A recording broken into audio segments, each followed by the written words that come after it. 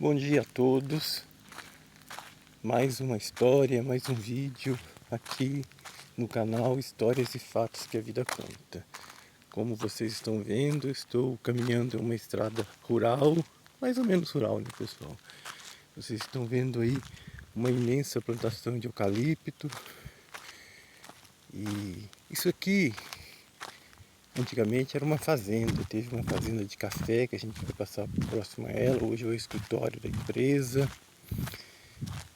E o Vale do Paraíba foi todo tomado pelo eucalipto.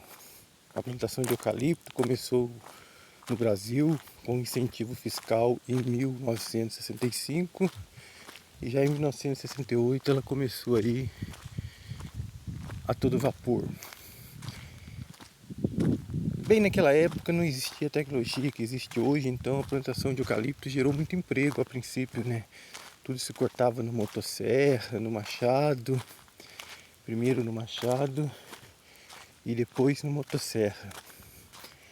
E veio evoluindo até as máquinas gigantes de cortar eucalipto, hoje o módulo e o sistema moderno de trabalhar, que reduziu aí a mão de obra, digamos assim, humana, né?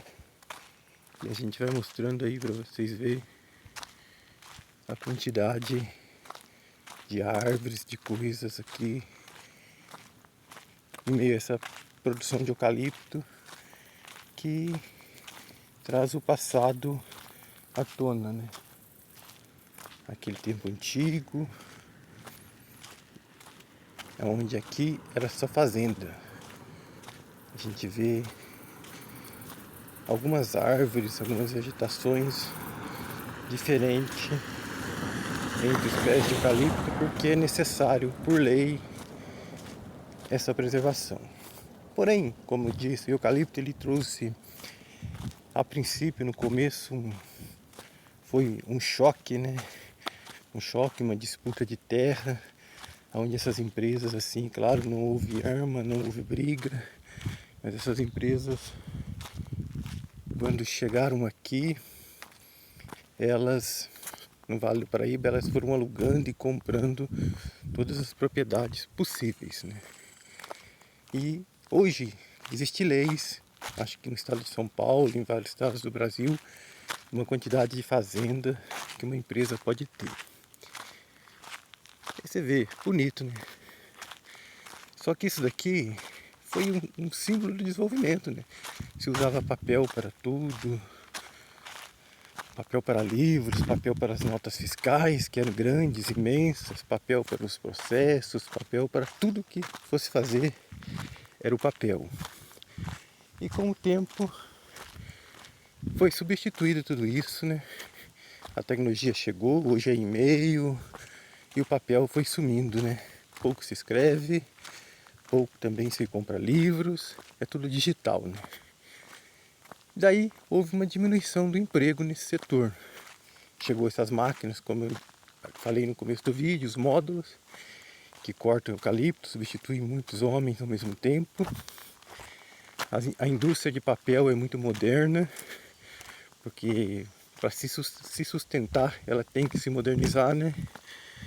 Para não usar muita mão de obra humana, que senão também fica muito caro essa manutenção. Mas essa monocultura do eucalipto, ela não trouxe só coisas boas e ruins. Ela eliminou um sistema de vida, né, de agropecuária, das pessoas que moravam em roça. E a crise do eucalipto não é bem uma crise financeira. É claro, o financeiro mudou muito. O metro cúbico de eucalipto custava muito mais para o comprador, para a indústria, né, do que hoje.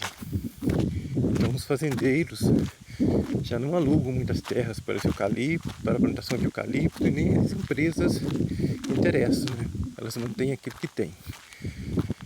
Porém, como eu digo, a monocultura não é bom, porque estabeleceu só um ritmo de vida, esse ritmo desapareceu e continuamos assim, nessa crise, né?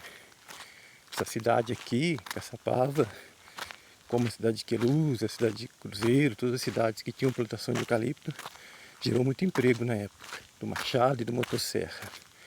Hoje não. Hoje é tudo moderno. E a gente vai caminhando e mostrando para vocês aí essa imensa plantação de eucalipto.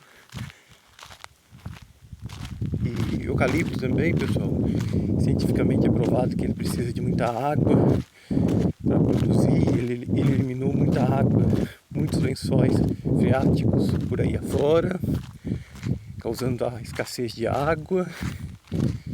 E na área da natureza, né, digamos assim, dos animais, da biodiversidade, para plantar ele se eliminou muitos outros tipos de vidas vegetais.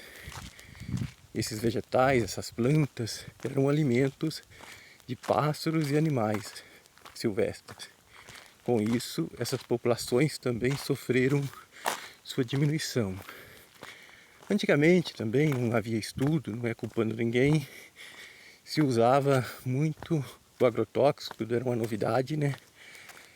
Era uma novidade boa, aparentemente, para quem vivia, para quem produzia, mas ela deixava suas cicatrizes aí no meio ambiente, né?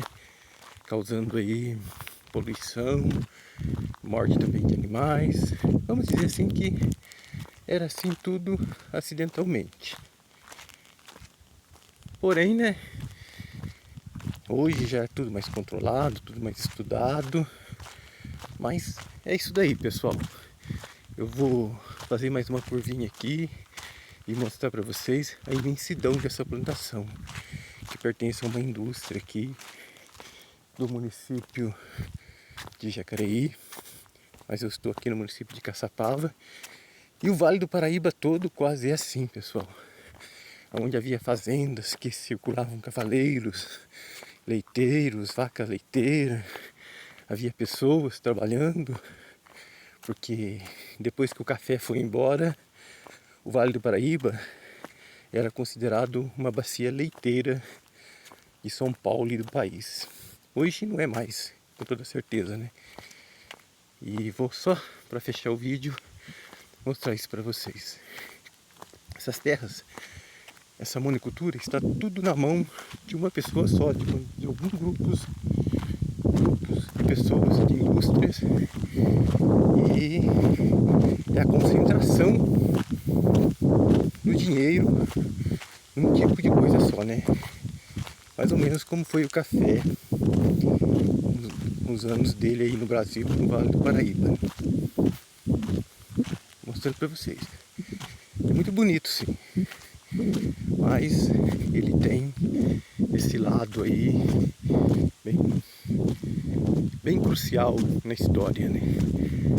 Como teve o café aqui no Brasil, aqui no estado de São Paulo.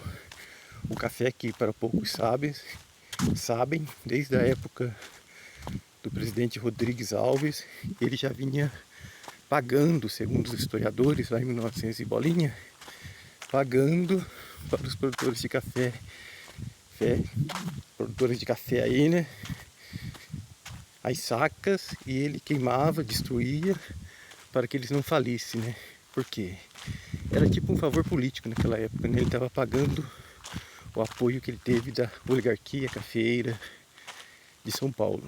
Até que teve a crise da Bolsa em 1929 nos Estados Unidos, que veio arrastando aí desde a Primeira Guerra e quebrou não só os Estados Unidos, como muitos países, e o Brasil também, os seus cafeeiros, produtores de café, deixando aí para trás a Revolução de 1932. Se você for ver bem, a Revolução de 1932 teve direto uma origem econômica, né? Pessoas que haviam ali perdido seu privilégio, não concordavam mais com o governo atual e queriam voltar a ter o seu privilégio político, e fizeram bem a Revolução de 32, né? Os livros também contam diferente, ou que não sejam diferentes, mas contam alguns motivos que interessam a eles, né? Aos poderosos, né? Que vieram mantendo essa história desde 1932. É claro que eu, como paulista, digo que os paulistas foram heróis, lutaram contra muitas pessoas, vários estados, contra o exército da União, foram bravos que tombaram em nome de um Brasil melhor, né? Mas com toda certeza que estava na cabeça deles lá eram o poder político perdido, né? Obrigado a você que assistiu esse vídeo ficou longo, tá ficando muito longo, eu vou parar ele por aqui, terminando mostrando para vocês aí, ó. Tudo isso é eucalipto.